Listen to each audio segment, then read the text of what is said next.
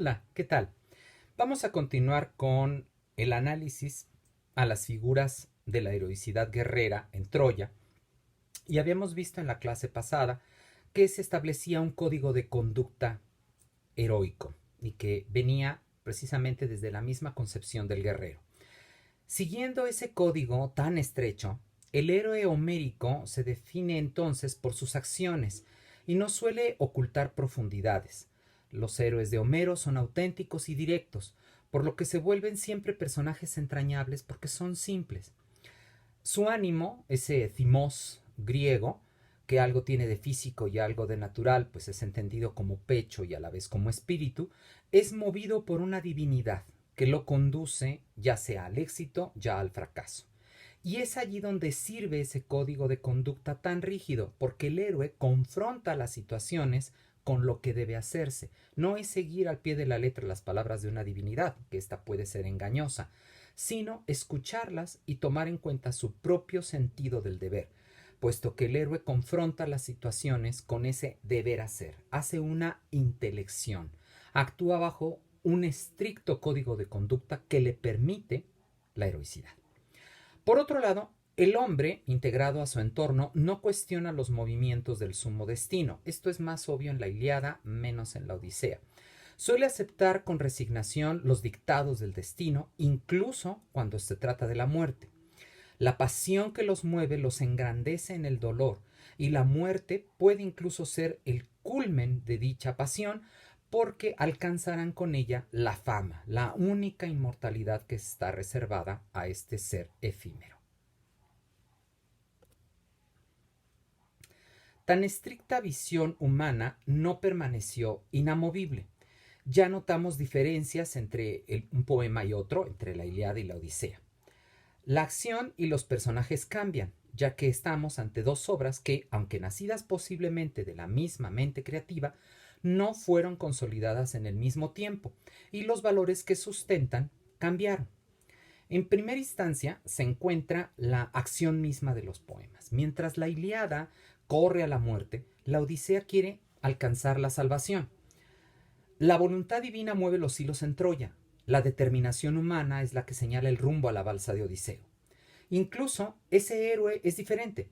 El primero es rígido, impertérrito, se rompe en cataclísmica desventura.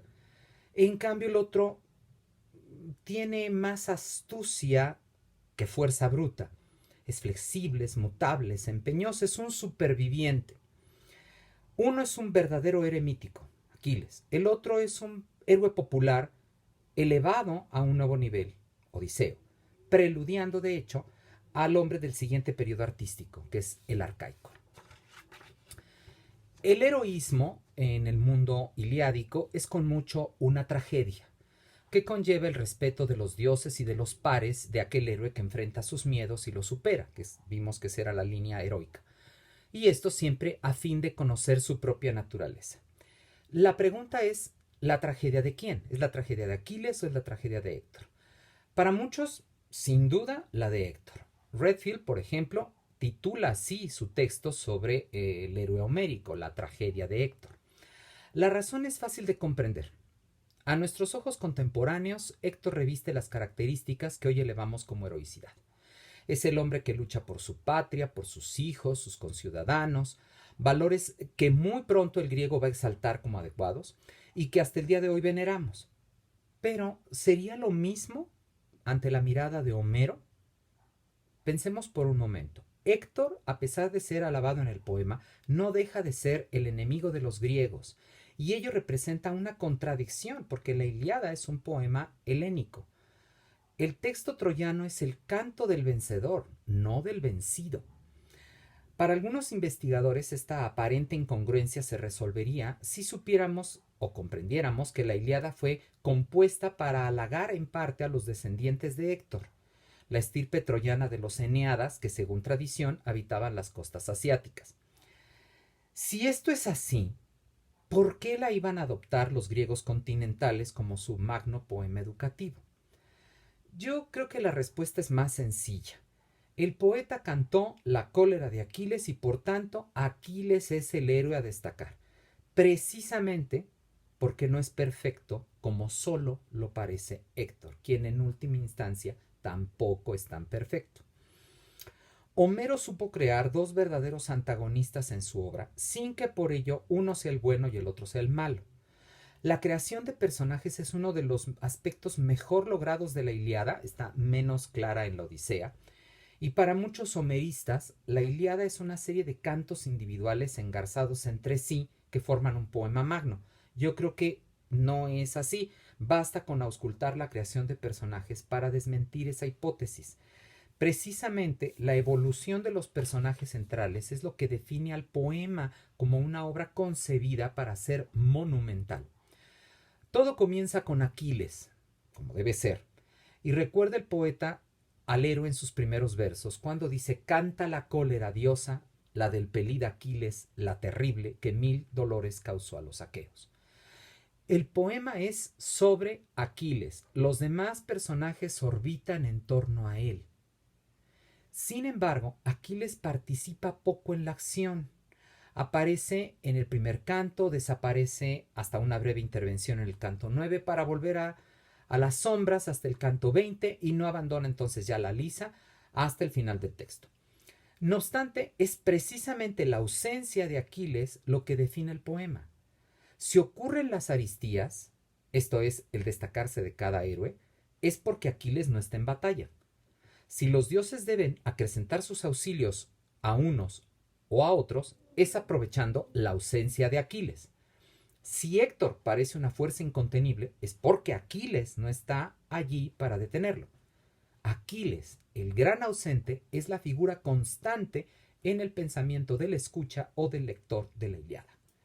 El canto homérico responde así perfectamente al estilo épico, porque gira en torno a un solo personaje, a pesar de estar rodeado de muchos otros. Ahora, el punto es qué clase de hombres es este Aquiles. Normalmente, Héctor es alabado y Aquiles es vilipendiado. Uno nos parece el hombre que, sin ser hijo de dioses, se encumbra la dignidad de un semidios, más o menos salvadas las distancias, lo que ocurre, por ejemplo, cuando se piensa en Batman con respecto al resto de los héroes de la Liga de la Justicia. En tanto, Aquiles es hijo de una diosa, se mira siempre caprichoso y malhumorado, es un jovenzuelo que hace su mohín de rabia por no obtener lo que quiere. Como si entonces la madurez que despliega el troyano contrastara poco satisfactoriamente con la juventud impertinente del griego. El Héctor que lucha por sus compatriotas, ese que vemos acurrucar a su pequeño hijo mientras le confiesa a su esposa que su mayor temor es que si él muere, ella se quedará sola y a merced del enemigo. El Héctor que arriesga su vida prácticamente solo frente a una tropa de helenos auxiliados por los dioses más importantes del Olimpo. Ese desvalido mortal que se enfrenta a sus adversidades se yergue entonces como una figura gigantesca en nuestra mente. Nos parece que supera por mucho la heroicidad de Aquiles. Y es cierto, pero solo en parte, porque estamos juzgando a uno y a otro desde la perspectiva moderna. Somos anacrónicos. Lo que impulsa a Héctor a combatir es necesidad, no honor guerrero. Los helenos han llevado la guerra a las puertas de su ciudad y la razón de ello es el insulto a un huésped. Desde la visión griega, uno de los más graves pecados. Paris, el hermano uterino de Héctor, aprovechando la buena acogida de Menelao, le ha robado, y aquí poco importa si ella se quiso ir, a su esposa. Y los troyanos la aceptaron y se negaron a devolverla. Así que la guerra griega es justa, desde los cánones antiguos. Los helenos combaten para resarcir a su compatriota, a su compañero. En cambio, los troyanos luchan para conservar a Helena y que su orgullo, que no su honor, no sufra mella. Incluso notamos esta visión cuando pasamos lista a los dioses que amparan a los griegos y a los troyanos. A los primeros son la diosa del matrimonio monógamo, Hera, la diosa de la estrategia y la rectitud, Helena, el dios de los mares y el comercio, Poseidón, el dios de los artesanos y artistas, Hefesto, y el dios de los vínculos entre lo divino y lo mortal, Hermes. En cambio, a Troya la apoyan la veleidosa deidad de amores ilícitos y del deseo, Afrodita, el dios de la guerra sórdida, Ares, Apolo, aquí entendido como el dios flechador de la muerte ignominiosa, la peste, como de hecho se nota en el primer canto, la diosa de la cacería y lo salvaje, Artemis, y el insignificante y terrígena dios río, Janto. En esa maquinaria divina también podemos reconocer la tácita complacencia de Homero por Grecia.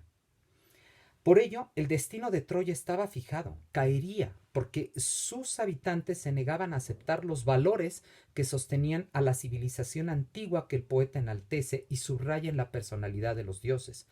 La urbe de Ilión se iba a convertir así en símbolo de lo que ocurre cuando se niegan tales valores.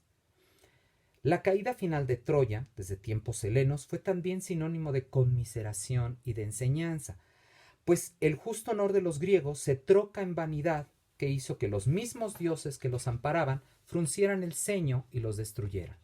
El eco mítico tal vez de la caída del imperio micénico que alguna vez dominó los mares. Tal vez a la misma Troya y que cayó finalmente también. Paradigma de conducta en todos los sentidos, el poema de la Ilíada se convirtió en lectura inicial de todos los niños griegos y conformó esa gran nación antigua. Por tanto, no es un poema en favor de Héctor. A mi juicio, cuando analizamos a los héroes principales, reconocemos también el mismo paradigma de los pueblos que simbolizan, que es parte de la visión épica. Nos conmiseramos de Héctor porque, como Troya, él cayó también víctima de su orgullo. ¿O no es orgullo lo que lo hizo permanecer para esperar a Aquiles? El qué dirán los demás es lo que lo impulsa a guardarlo en un enfrentamiento final, aun cuando sus padres y todo el pueblo lo instaba a refugiarse en la ciudad.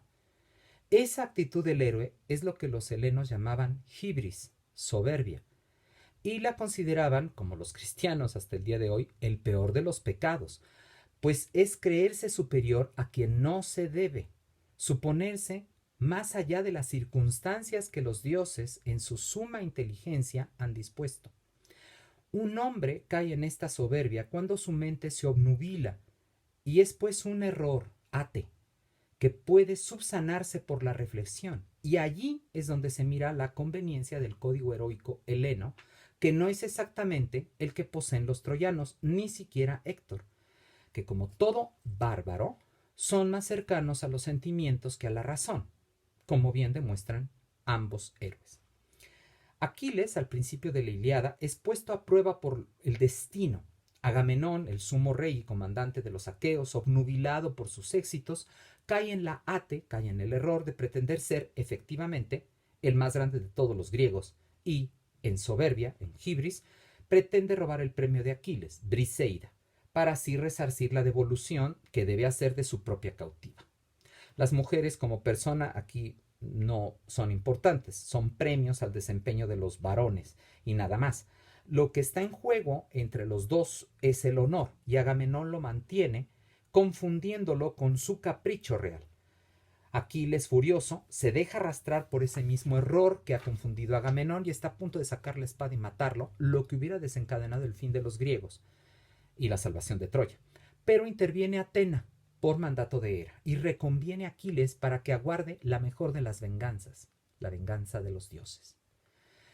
El héroe reflexiona, compara el código de conducta con las palabras de la diosa y entiende que ella dice lo mejor, que no lo está engañando, guarda la espada y soporta los insultos del rey en jefe, porque sabe llegará el día en que el mismo soberano se arrastrará ante él.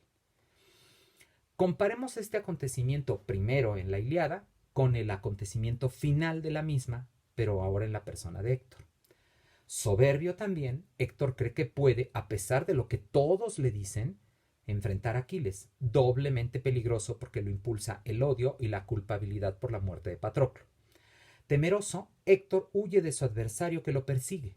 Atena aparece nuevamente y le dice ahora al troyano que lo ayudará, pero la diosa no se presenta veraz, sino bajo la forma de Deífobo, otro hijo de Priamo, oculta, disfrazada, no como hace con Aquiles, de manera directa. Héctor no compara esa acción que le sugieren con el código heroico, porque no sería muy heroico dos enfrentar a un guerrero. La respuesta es clara. por lo que al seguir el juego de Atena, Héctor cae en la soberbia y será derrotado. Ahora bien, Homero, que es el gran creador de personajes, no forma dos héroes perfectos, ni en el éxito ni en el error. Y a mi juicio es lo que más debe alabársele, no como sucede con los héroes contemporáneos cuya perfección o maldad pueden resultar fastidiosas. Homero crea personajes reales. Aquiles, que ha sabido aguantar la vendetta divina, aguardar, perdón, la vendetta divina, en el momento en que se encara con Agamenón, es el mismo jovenzuelo resentido que llora frente al mar y hace acudir a su madre, la Nereida, para que fuerce a Zeus a ayudarlo en su venganza anticipada, es decir, no aprendió, no entendió bien que debía esperar. Hera y Atena le habían prometido resarcirlo, pero él no puede esperar y solicita la intervención de Zeus, y éste aprovecha para auxiliar a los troyanos, porque el dios siempre se mira más favorecedor de esto que de los griegos. Con la apariencia de beneficiar a Aquiles, Zeus dispone el éxito troyano y se malquista con Hera, que es lo que desencadena los 1000 dolores que su cólera trae a los helenos, y que ya anticipaba el poeta. Entonces, la acción humana tiene que ver, la irreflexión humana de Aquiles tiene que ver con el problema entre los dioses y lo que se desencadena para los humanos. Pero aún, la cólera, que en un principio es justa, se vuelve soberbia ya en el canto 9, porque Agamenón, abatido por los enemigos, manda una embajada compuesta por los aqueos más queridos de Aquiles, a fin de que lo convenzan de regresar a la batalla. Pero el héroe se obstina y se niega a aceptar la súplica, pues como buen humano quiere ver más humillado a su rival. Entonces, su timé, su honor, se ha convertido en gibris, y esto va a llevar a la perdición a Aquiles. Porque a causa de su negativa, su íntimo amigo Patroclo vestirá sus armas y en su propia soberbia creerá él también que puede tomar Troya, por lo que los dioses lo conducen a su perdición, enfrentándolo con Héctor y éste dándole muerte. Solo es entonces que Aquiles comprende su error y se lanzará a la guerra rabiando, más vengativo que héroe justo, al punto que maltratará el cadáver de su enemigo y esto provocará nuevamente la ira de los dioses. El héroe, sin embargo, reconoce su error anterior cuando por intervención de Hera se le ponga a prueba, permitiendo a Príamo entregar los restos de su hijo. Aquiles comprende la tragedia de Héctor, que es también la suya. Es mortal y morirá, porque siendo un ente efímero, no tiene otra salida, y por eso devolverá el cadáver y el equilibrio se reanuda. Héctor muere en Gibris, Aquiles supera su Gibris. De tal suerte, los héroes homéricos son creaciones didácticas de tiempos inmemoriales que el poeta supo reconstruir para dar una enseñanza vital a los auditorios de todos los tiempos. En la Ilíada no hay buenos, no hay malos, hay hombres que se enfrentan a la vida, que sortean sus devenires auxiliándose de un código de conducta que les permite alcanzar la única inmortalidad, quedarse en el recuerdo de los hombres precisamente por haber sabido vivir. Ahora bien, y como corolario, vamos a hablar sobre la mujer que lo causó todo. Como mencioné antes, el inicio de la guerra troyana y de las tragedias humanas que encierra comienza por el rapto de una mujer, Helena. No una mujer cualquiera, sino la más bella del mundo, la hija de Zeus. La única hija, de hecho, entre los mortales. Pero Helena es más un pretexto que la verdadera causa, al menos no ella como persona. Así podemos entenderlo luego de tantas muertes y de tanta destrucción. Menelao la recupera, se la lleva a casa y, salvo versiones muy tardías, a ella no se le culpa directamente ni se le castiga. La búsqueda de una razón para ello ha sido exhaustiva. Algunos piensan que Helena es el instrumento de la venganza de Hera y Atena por no ser elegidas por Paris como la más bella. Helena se volvería así un peón en el juego divino. Otros, más de corte histórico, arguyen a que ella fue el pretexto para dominar la importante ciudad portuaria que conectaba el Egeo con el Mar Negro, un centro comercial acariciado por la codicia aquea. Helena fue el motivo desde antiguo de estas y otras especulaciones, y hasta el día de hoy hay defensores de unas y de otras. Pero en Homero no cabe duda de que Helena es culpable, y ella misma lo reconoce una y otra vez, aunque nunca es claro si sus palabras de afrenta a sí mismas son reales o fingidas. Los contextos nos pueden llevar a una u a otra opinión. A mi juicio, ningún personaje en Homero es simple, Helena tampoco lo es. Por como la dibuja en sus versos, reconocemos a una dama controversial, contrapuesta a Andrómaca, a quien el poeta describe como prototipo ideal de esposa y madre, recurriendo a delicados atisbos en los versos del canto sexto. Por el contrario, Helena es presentada como víctima de su propia belleza, y ello me parece absolutamente cierto y propio de un observador de la vida como lo fue el ancestral Aedo. La tragedia ahora de Helena es lo que precisamente la hace famosa, su belleza.